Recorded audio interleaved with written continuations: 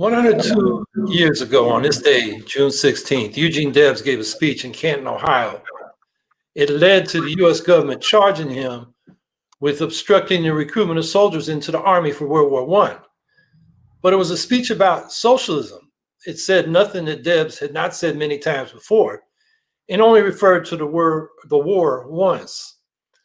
Debs was charged under the Espionage Act, which has been used little after World War I until the Obama and Trump administrations have now used it to prosecute 12 whistleblowers and one journalist and publisher named Julian Assange. Debs was sentenced to 10 years, but he only served 2.5 years before his sentence was commuted by President Harding, who actually gave Debs a warm reception at the White House after his release. Compare that to the time served by today's whistleblowers. Chelsea Manning, 7 years for exposing U.S. war crimes in Iraq and Afghanistan. John Kiriakou, 2.5 years for exposing the torture of waterboarding by the CIA. Reality Winner, 5 years for leaking a 1/2-page NSA intelligence summary of Russian probing of U.S. election systems in 2016. Terry Albury, 4 years for exposing FBI racial, religious, and xenophobic biases in its domestic surveillance programs. If anything, the surveillance state we face today is even more dangerous than the repression that Debs and the anti-war movement faced during World War I. The surveillance capacity today is much stronger. The sentences have been harsher, and the chances for leniency after sentencing are lower.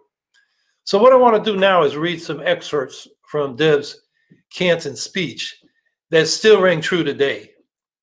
Referring to socialists in jail for opposing the war, as Debs opened up his speech, he said, "I may not be able to say all I think, but I'm not going to say anything that I do not think. I would rather 1,000 times be a free soul in jail than to be a sycophant and coward in the streets. They may put those boys in jail and some of the rest of us in jail, but they cannot put the socialist movement in jail.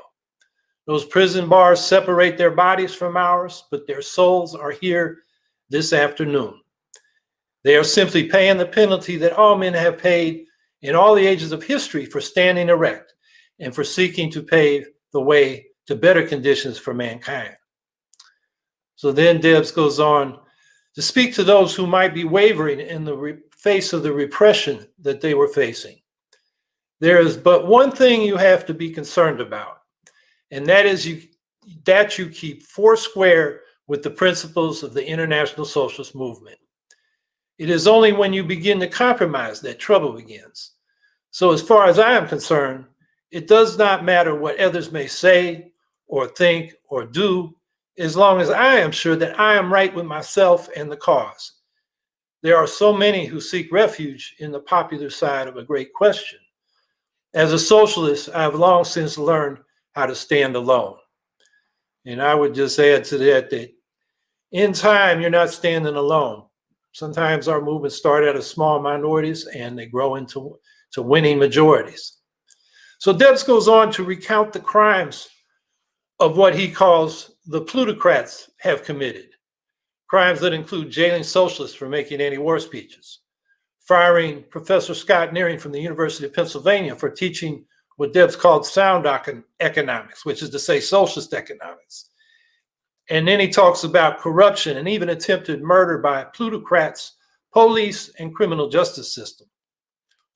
And then Deb notes, "The man of Galilee, the carpenter, the working man who became the revolutionary agitator of his day, soon found himself to be an undesirable citizen in the eyes of the ruling knaves, and they had him crucified." So he's telling people you were in good company if you're resisting the plutocrats. And then Debs describes the typical capitalist of his day, which really sounds like an exact description of one Donald T. Trump. Here's what Debs said: "How stupid and short-sighted the ruling class really is. Cupidity is stone blind. It has no vision. The greedy, profit-seeking exploiter cannot see beyond the end of his nose. He can see a chance for a quote-unquote opening. He is cunning enough to know what graft is and where it is. and how it can be secured. But vision he has none, not the slightest. He knows nothing of the great throbbing world that spreads out in all directions. He has no capacity for literature, no appreciation of art, no soul for beauty. Oh, that sounds like Trump to me.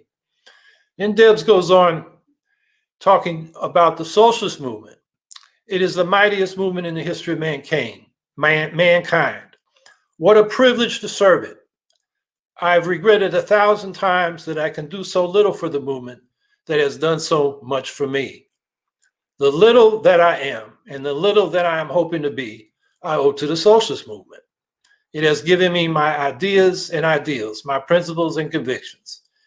And I would not exchange one of them for all of Rockefeller's blood-stained dollars. And then Debs finally got to his anti-war message. He said, the master class has always declared the wars. The subject class has always fought the battles. The master class has had all to gain and nothing to lose, while the subject class has had nothing to gain and all to lose, especially their lives. They have always taught and trained you to believe that it is your patriotic duty to go to war and to have yourselves slaughtered at their command. But in all the history of the world, you, the people, have never had a voice in declaring war. And strange as it certainly appears, no war by any nation in any age has ever been declared by the people. And so then Debs goes on, and it's a long speech, it's about 2 hours. He ends with an appeal for people to join the socialist cause. Organize industrially and make your organization complete. Then unite in the Socialist Party. Vote as you strike and strike as you vote. When we unite together in the industrial field and when we vote together on election day, we shall develop the supreme power of one class that can and will bring about permanent peace in the world. Do not worry over the charge of treason to your masters, but be concerned about the treason that involves yourself. Be true to yourself, and you cannot be a traitor to any good cause on earth. We are inviting, challenging you this afternoon in the name of your manhood and womanhood to join us and do your part. So I would recommend people look it up online and read the whole speech. It's really worth it. Debs went on to win nearly 1 million votes for president, running from the Atlanta Federal Penitentiary in 1920. In 2020, 100 years later, let's win over 1 million votes for socialism this year. Demonstrate that the socialist movement is back and keep on building the movement after the election. Thank you.